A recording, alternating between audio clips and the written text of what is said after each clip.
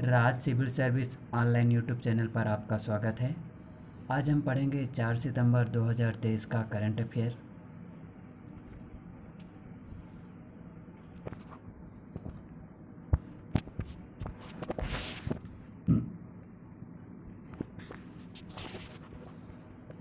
देखें,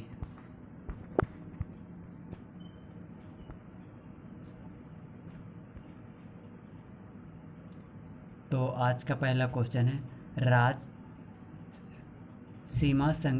सीमा सड़क संगठन किस मंत्रालय के अधीन कार्यरत है? तो इसका सही जवाब होगा ऑप्शन नंबर 2। और इसकी जो स्थापना की गई थी, तो इसकी स्थापना 7 मई 1960 को की गई थी। और इसका उद्देश्य था कि भारत के जितने भी सीमावर्ती राज्य हैं, सीमावर्ती के आसपास वाला जितना एरिया रहता है सीमा वाले एरिया में, वहाँ का क्या करना, सड़क निर्माण करना। चलिए आगे देखें। भारतीय जैव विविधता के संदर्भ में वेस्टर्न होलाक गिबन की आयुसीन की लिस्ट में क्या स्थिति है? तो इसका सही जवाब होगा इंडेंजर्ड।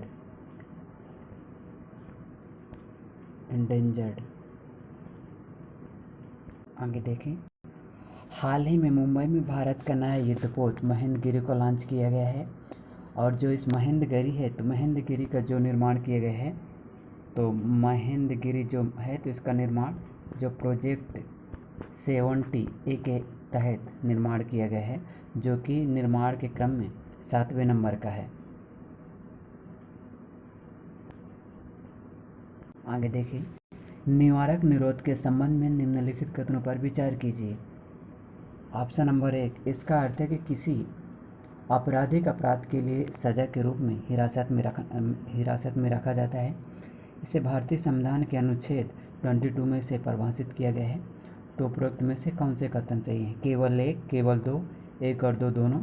और ऑप्शन नंबर डी, ना तो एक ना ही दो। तो इसका सही जवाब होगा ऑप्शन नंबर बी।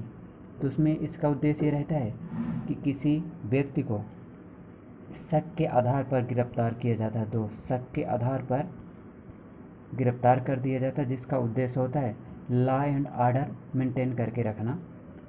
इसके अगर आर्टिकल नंबर 22 में देखेंगे, तो इसमें 2 प्रकार के कानून दिए हैं, पहले समान और दूसरा विशेष। तो देखें, भारतीय संविधान का अनुच्छेद 22 गिरफ्तार या हिरासत में लिए गए व्यक्तियों को सुरक्षा प्रदान करता है। आर्टिकल नंबर 22 के 2 भाग हैं। पहले भाग में समान कानून के मामले से संबंधित है, जबकि दूसरा भाग निवारक निरोध कानून के मामले से संबंधित है। निवारक हिरासत तब होती है जब किसी व्यक्ति को केवल इस संदेह के आधार पर पुलिस हिरासत में रख लेती है कि वह कोई आपराधिक कार्य करेगा जिससे पब्लिक ऑर्डर, पब्लिक व्यवस्था प्रभावित होगी। क्या है? संसद के सत्र को बुलाना संविधान के अनुच्छेद 85 में निर्धारित है। और कथन नंबर 2, संसद का सत्र बुलाने की शक्ति सरकार के पास होती है। सत्र बुलाने का निर्णय संसदीय मामलों की कैबिनेट समिति के द्वारा लिया जाता है, जिसे प्रधानमंत्री द्वारा औपचारिक रूप दिया जाता है। तो प्रयुक्त में से कौन से कथन सही हैं? केवल एक, केवल दो, एक और दो, तीनों। ऑप्शन नंबर डी, ना तो एक ना ही दो। तो इसका सही जवाब होगा ऑप्शन नंबर सी, तीनों सही हैं। तो चलिए देखें इसका। हाल ही में संसद का विशेष सत्र बुलाने की घोषणा की गई है। और संसद को सत्र को बुलाने के संबंध में आर्टिकल नंबर 85 में प्रावधान किया गया है। और सत्र को बुलाने की जो शक्ति होती है सरकार के पास होती है। सत्र बुलाने का निर्णय संसदीय मामलों की कैबिनेट समिति द्वारा लिया जाता है, जिसे राष्ट्रपति द्वारा औपचारिक रूप दिया जाता है। तो इसलिए कथन नंबर सी गलत होगा, केवल 2 ही कथन सही होंगे। तो चलिए आगे देखें। भारतीय रेलवे के संदर्भ में निम्नलिखित कथनों पर विचार कीजिए। इसका औपचारिक रूप से उद्घाटन 16 अप्रैल 1853 को किया गया था। कथन नंबर 2, पहली यात्रा ट्रेन 15 अगस्त 1854 को हावड़ा तथा हुगली के बीच रवाना की गई। तो उपरोक्त में से कौन से कथन हैं? केवल एक, केवल दो, एक और दो, दोनों। तो इसका सही जवाब होगा एक और दो, दोनों। आगे देखें। भारत के सकल घरेलू उत्पाद की गणना किस संस्था के द्वारा किया जाता है? ऑप्शन नंबर एक, केंद्रीय सांख्यिकी कार्यालय, आर्थिक मामलों का विभाग, राष्ट्रीय नमूना सर्वेक्षण कार्यालय, भारतीय रिजर्व बैंक। तो इसका सही जवाब होगा CSO। CSO के द्वारा भारत में GDP की गणना की जाती है। वो भी कैसे की जाती है? मार्केट प्राइस के आधार पर। और जो गणना करने की विधि रहती हैं, तो भारत में गणना करने की जो विधियाँ हैं, गणना विधि तो 3 प्रकार की हैं, आय विधि, व्यय विधि और उत्पादन विधि। तो भारत में तीनों प्रकार की विधियों का उपयोग किया जाता है। हाल ही में जारी आंकड़ों के अनुसार अप्रैल जून तिमाही में भारत के GDP में वृद्धि दर देखी गई है, जो कि 7.8% हो गई है। और जो GDP किसी देश के सकल घरेलू उत्पाद एक विशिष्ट अवधि के दौरान किसी देश के भीतर बनाई गई सभी तैयार वस्तुओं और सेवाओं का अंतिम मौद्रिक मूल्य का योग होता है। यह किसी देश का आर्थिक स्प्रे शॉट प्रदान करता है, जिसका उपयोग अर्थव्यवस्था के आकार और उसकी विकास दर का अनुमान लगाने में किया जाता है। Global partnership on artificial intelligence के संबंध में निम्नलिखित कथनों पर विचार कीजिए। इसे जून 2009 में लॉन्च किया गया था और भारत वर्तमान में इसका अध्यक्ष है। तो उपरोक्त में से कौन से कथन सही हैं? तो इसका सही जवाब होगा ऑप्शन नंबर एक, केवल 2 कथन। कौन सा कथन सही है? केवल दूसरा वाला सही है, क्योंकि ये वाला है तो अगर आप जब देखेंगे तो इसका शुभारंभ शायद 2020 में किया गया था। ग्लोबल पार्टनर, और वर्तमान में भारत इसका अध्यक्ष है। अगर आप जब देखेंगे तो इसमें अब किया गया था NIP, तो ये वाला रहा, तो 2019 में इसका शुभारंभ किया गया था। इसीलिए अगर आप जो आर्टिफिशियल इंटेलिजेंस में देखिए तो इसमें ये प्रकार नाम की संस्था है, जो कि 1986 में इसकी स्थापना की गई थी, जिसका हेडक्वार्टर कहाँ है दोस्त? इसका हेडक्वार्टर बेंगलोर में है। तो आगे देखिए फिर। भारत 14 से 15 अक्टूबर को पहली बार ग्लोबल इंडिया AI 2023 शिखर सम्मेलन की मेज़बानी करने जा रहा है। भारत इस सम्मेलन की मेज़बानी global partnership on artificial intelligence के वर्तमान अध्यक्ष के रूप में काम करेगा।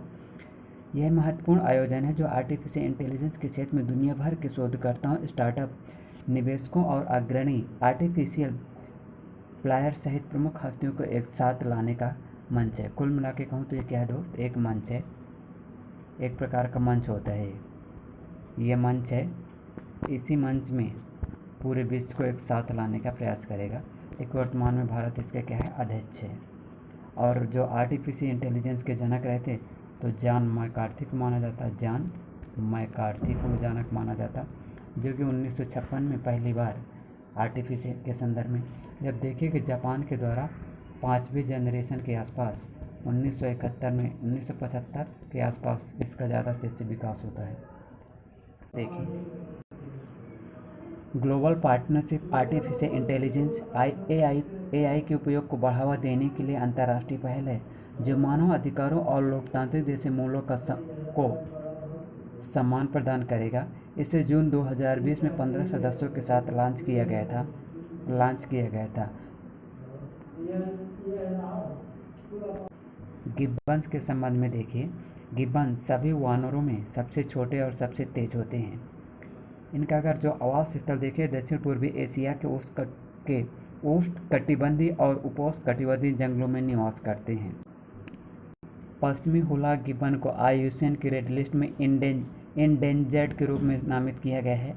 वहीं पूर्वी हुलाक गिब्बन को वल्नरेबल के रूप में सूचीबद्ध किया गया है। यह पूर्वोत्तर भारत, बांग्लादेश, म्यांमार और दक्षिण चीन के जंगली इलाकों में पाए जाते हैं। हुलाक गिब्बन की वर्तमान आबादी 12,000 व्यक्ति होने का भी अनुमान लगाया गया है। रेमन मैग्सेसे पुरस्कार के संबंध में निम्नलिखित में से गलत कथन का चुनाव कीजिए। रेमन मैग्सेसे अवार्ड फाउंडेशन का न्यासी बोर्ड द्वारा इस विजेता के रूप में चयन करता है। रवि कन्नन को 2023 रेमन मैग्सेसे पुरस्कार के 4 विजेताओं में से एक चुना गया है। अगर आप जब रवि कन्नन को देखेंगे तो ये क्या है? असम के शायद हैं। असम के बाद इसमें देखें ये भारतीय हैं और एक बांग्लादेश के एक व्यक्ति, दूसरे फिलीपींस के 4 लोगों को दिया गया है। इसे द्विवार्षिक रूप में प्रदान किया जाता है। इसे एशिया के नोबेल पुरस्कार के नाम से भी जाना जाता है। तो इसका सही जवाब होगा इस केवल सी नंबर इसमें गलत होगा। खैर आगे देखें। हाल ही में असम के ओंकोलॉजिस्ट 2023 में रमन पुरस्कार पाने वाले भारतीय बन गए हैं। दरअसल में जैसे अगर आप जब देखें, जो ओंकोलॉजिस्ट का मतलब होता है कि कैंसर के क्षेत्र में काम करने वाले व्यक्ति को दिया गया है। जो रेमन मैग्सेसे पुरस्कार विजेताओं को रेमन मैग्सेसे अवार्ड फाउंडेशन की नेसी बोर्ड के द्वारा हर साल चुना जाता है, जिसे एशिया के नोबल पुरस्कार के नाम से भी संज्ञा दी जाती है। आगे देखें।